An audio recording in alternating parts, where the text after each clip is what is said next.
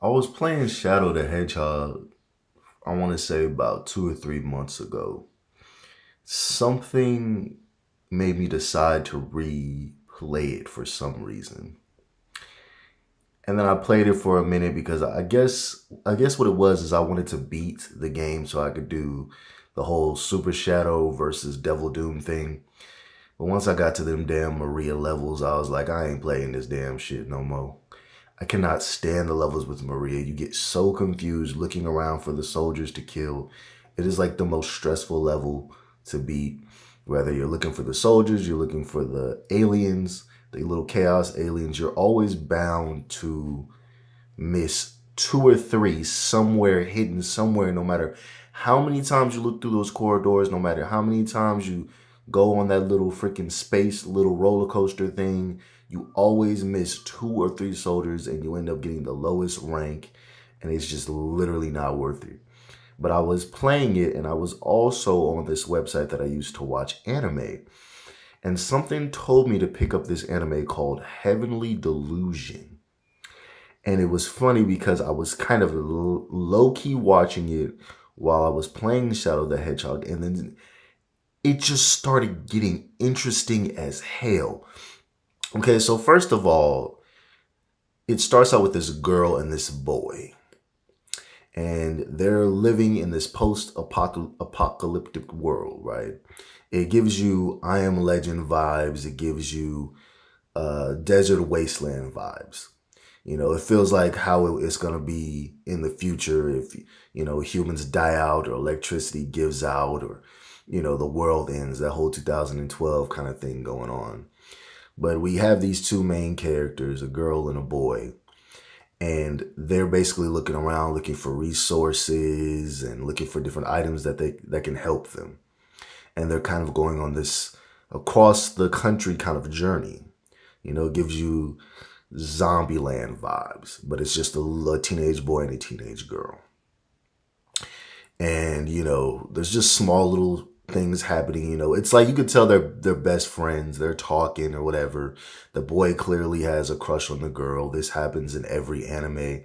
They always make the boy like a super simp who's obsessed with getting a girl, who really wants a girl, who's super desperate, who acts like he's like kind of a weenie. I don't know if a lot of these shows are self-inserts, and that's how the guys who create the mangas and the shows feel on the inside.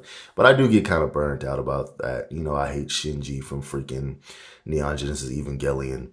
I hate characters like this. But this character is not that bad, though. Like, he doesn't bother me.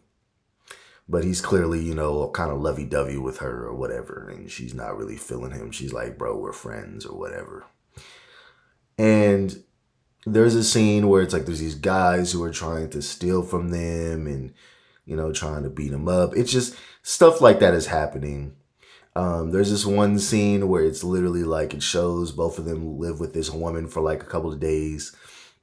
And then it's scary as hell. You can say it gives you like Attack on Titan vibes because it has these creatures that aren't Titans, but it's like these weird, creepy, nightmare fuel, back room, scary looking bird looking things that come out. And they come out during the night and they're freaking terrifying as hell. And like it's really some nightmare fuel if you watch it. It's creepy as hell. And they live with this woman, and this woman basically, she like her son apparently got eaten by the bird thing, and she thinks that the bird is like her son because she just can't accept the fact that her son is gone and got eaten alive. Um, you know, Moms don't want to see their kids get killed. So she's kind of in that delusion. Cue the card, the title card, right? So she's like saying she can talk to the bird, and she talks to it and everything, and then it literally like eats her head off. It was pretty gruesome. But this show is unique and different from the norm. And if you know me, I'm burnt out of shonen anime, and I'm gonna make another video called The Cycle of an Anime and Manga Watcher and Reader, because we go through like a cycle. We start out with like shonen anime, and then we kind of go around the circle, so to speak. It's like a hero's journey kind of thing, right? But yeah. So that happens. And then we keep constantly seeing these. It's like three different stories going on. It's that story, but then there's another story where it's like a flashback.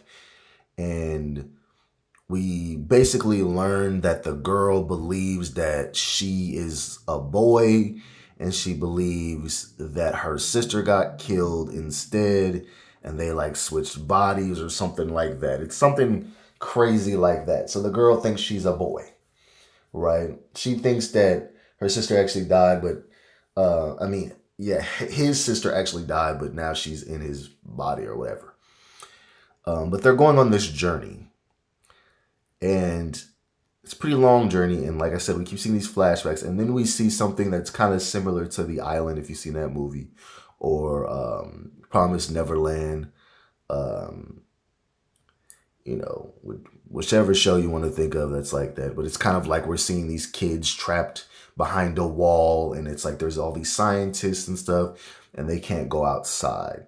So it has sci-fi elements, but then it also has desert wasteland, post-apocalyptic type of vibes to it. I really like while I was watching it, it really reminded me of I Am Legend like a lot. Book of Eli, whatever whatever you want to call it, Mad Max, whatever. But it's an extremely good show. Like it's really good, mostly because I'm this type of person. I like when a show is different from the norm. I like when a show has an interesting premise. I like when there's multiple stories going on at once. I don't really like for my shows to be too simple.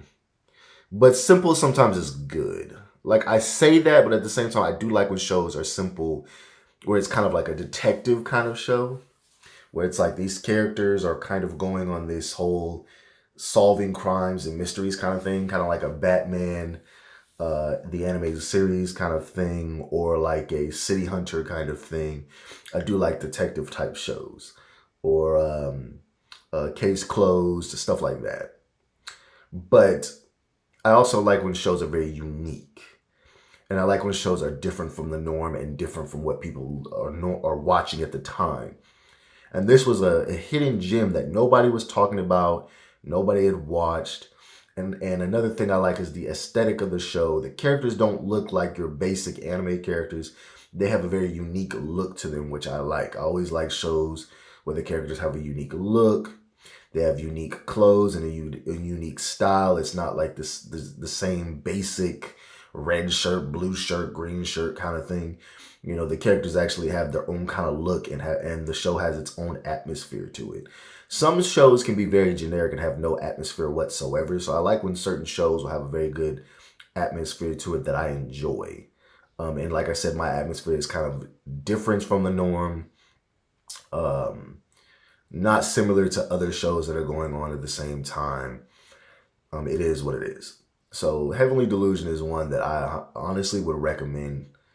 It's like, I believe it's only one season, and it's super underrated. Like nobody was talking about this show at all.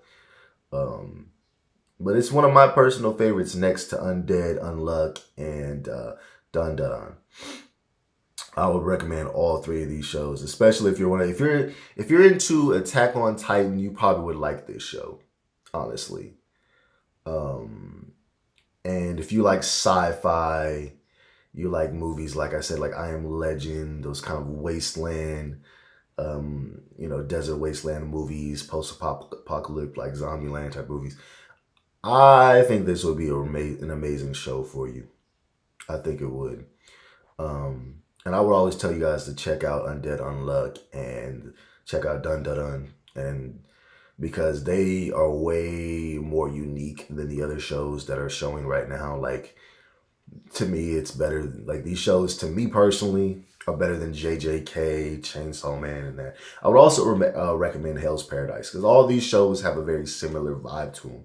At least to me, they all feel similar, and they're all the style of show that I like. But that's all I really have to say. I don't have too much to say. So like, comment, subscribe if you enjoyed this video. Go ahead and click that bell. I'm just trying to make it to like 1,000 subscribers. The plan is to get to 10K. I would be satisfied with 1,000 though if I just get 1,000. But the plan is to get to 10K.